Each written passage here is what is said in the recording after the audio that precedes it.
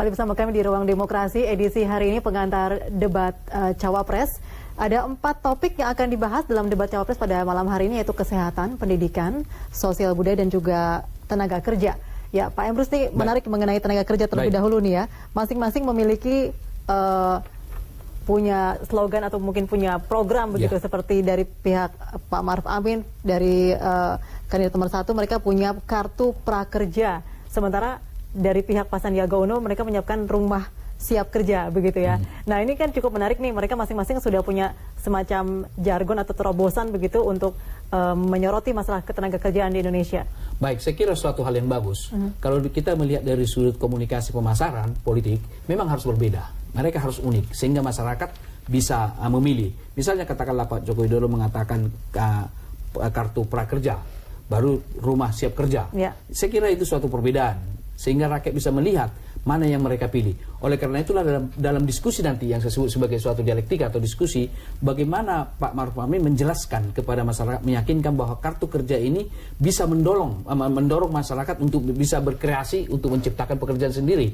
Dan itu harus dijelaskan bagaimana katakanlah roadmap-nya, bagaimana pendanaannya, bagaimana prosesnya sehingga yang memperoleh itu mereka yang berhak. Jadi harus dijelaskan itu nanti. Demikian halnya katakanlah Sandi mengatakan rumah siap kerja. Ini suatu hal yang menarik gitu ya.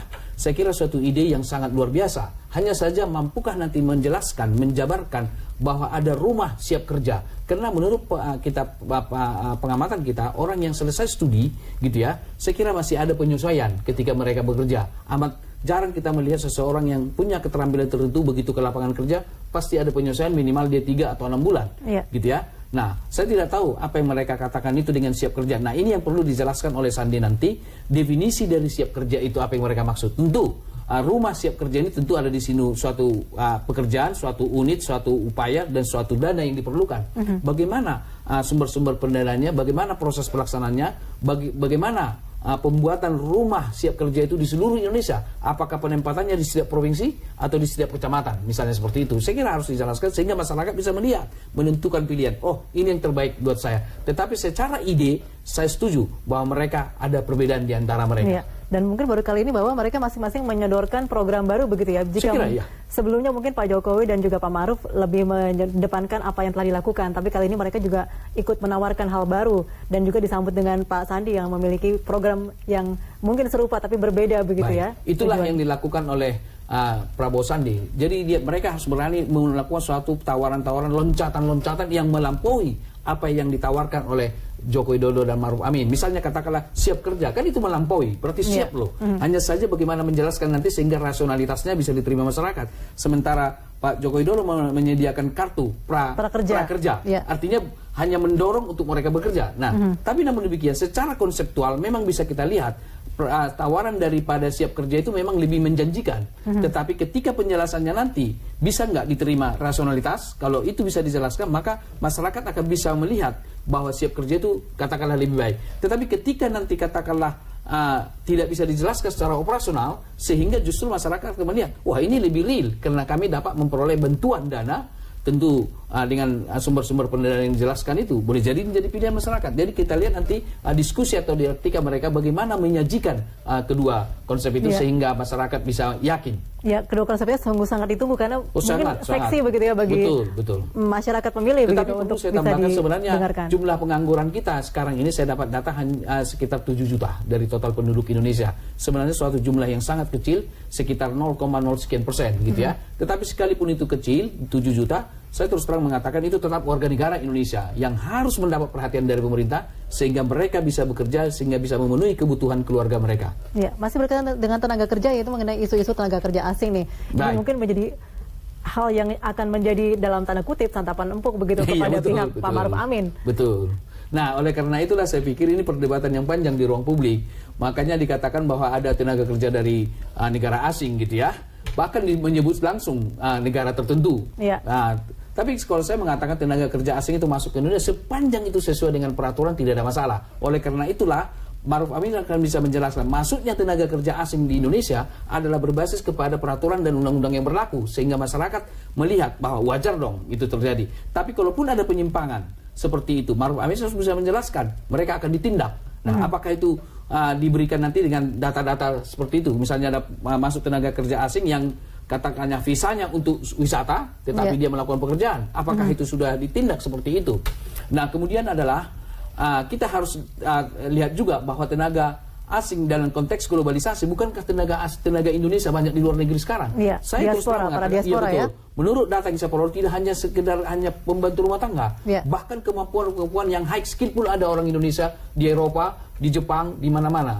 Saya kira itu hal yang wajar terjadinya katakanlah pertukaran tenaga kerja dalam tanda kutip pertukaran ya, karena antar negara. Saya kira hal yang wajar. Hanya oleh karena itulah makanya Sandi ketika itu mempersoalkan itu nanti, mampukah mereka menjelaskan bahwa tenaga kerja asing ke Indonesia itu ada sesuatu yang belum beres, yang harus dikerja, yang belum diselesaikan masa pemerintahan Joko Widodo. Nah, tentu apa solusi-solusi yang diberikan oleh Bung Sandi di dalam penyelesaian itu sehingga tertarik bagi masyarakat untuk memberikan suatu penilaian terhadap mereka. Iya, jadi juga ingin ditanya apakah solusi yang ditawarkan pasangan solusi, nomor urut 2 dan sekaligus ada loncatan tawaran-tawaran ide gagasan yang tidak sekedar memecahkan masalah yang sedang muncul. Kalau sekedar itu saya kira tidak begitu nilai jual. Tapi ketika Prabowo Sandi menawarkan suatu persoalan yang dihadapi Indonesia, bagaimana solusinya, dan sekaligus ada loncatan yang luar biasa yang tidak terpikirkan. Seperti contoh yang saya dikatakan tadi adalah rumah siap kerja. Kan menarik seperti itu kan? Nah, bisa nggak disebut suatu istilah baru dalam konteks penyelesaian pekerjaan itu? Ada ide-ide gagasan yang merupakan loncatan. Sangat menarik sekali. Iya, betul.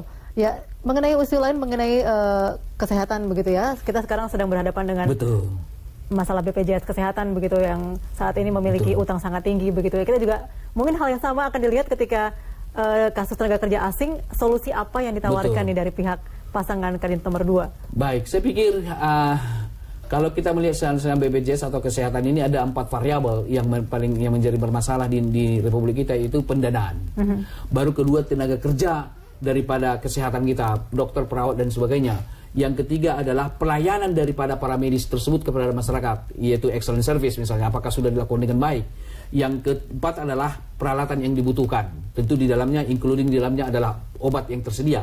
Nah, kita ambil contoh katakanlah masalah tentang pendanaan. Sampai sekarang kita masih bermasalah sekitar 16 triliun dana untuk BPJS belum tertanggulangi. Sebenarnya kalau andaikan Pak Joko Widodo atau Maruf Amin menawarkan menyelesaikan itu, saya kira sangat gampang sekali.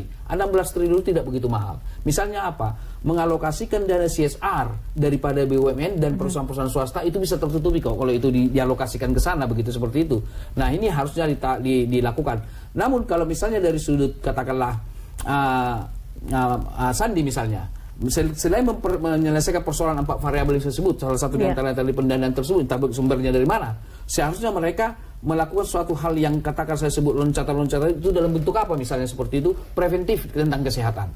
Mampukah atau maukah mereka melakukan upaya-upaya kesehatan itu dalam konteks preventif misalnya? Karena bisa saja orang sakit itu karena memang katakanlah kekurangan gizi dan lain sebagainya, karena gaya hidup juga mungkin dengan gaya hidup. Katakanlah kekurangan gizi misalnya salah satu, atau kalau gaya hidup bisa dengan melakukan suatu olahraga secara nasional misalnya seperti itu ya, atau mengurangi makanan tertentu. Tetapi katakanlah karena kekurangan gizi di masyarakat kelas bawah, ada nggak tawaran semacam loncatan yang saya sebut istilah membuat suatu pusat-pusat gizi di setiap kecamatan bagi masyarakat yang tentu yang sudah dibuat ukuran tertentu tingkat asupan gizinya berkurang, mereka bisa datang ke sana. Misalnya tersedia di situ bahan-bahan atau makanan yang 5 sehat 4 sehat 5 sempurna misalnya seperti itu di seluruh kecamatan. Bukankah itu menjadi usaha preventif? Nah, ini loncatan-loncatan semacam ini yang harus ditawarkan kelompok Sandi kalau mereka ingin menang, supaya tidak sekedar menyelesaikan persoalan yang sedang ada, yang dihadapi oleh pemerintahan Joko Widodo, tetapi di samping memecahkan persoalan itu, memberikan suatu ide-ide dan gagasan di 4 topik atau 5 Jadi topik intinya tersebut. Beyond expectation begitu ya Pak. Betul ya, harus melampaui semuanya. Baik, kita masih punya satu segmen lagi untuk berbincang. Kami akan kembali bersama Anda setelah pesan-pesan berikut ini.